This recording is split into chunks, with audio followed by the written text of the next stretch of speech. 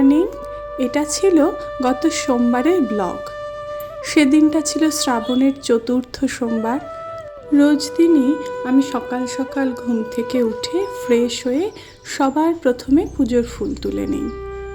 তারপর চা মুড়ি খেয়ে আমি এই হেলথ ড্রিঙ্কটা খেয়ে নিলাম। আমার বোন ডেন্সিটি কম হওয়ার কারণে আমি এই হোমমেড হেলথ ড্রিঙ্কটা খাই। তবে মাঝে মধ্যে নিজের গাফিলতির কারণে কিন্তু আমি এই ড্রিঙ্কটা স্কিপ করে ফেলি। আমি জানি এটা আমার একদমই করা উচিত নয়, তাও কখনো কখনো না ভুল হয়েই যায়। আজ কিন্তু আমাকে এই ড্রিঙ্কটা আমার মেয়ে নিজে হাতে বানিয়ে দিয়েছে।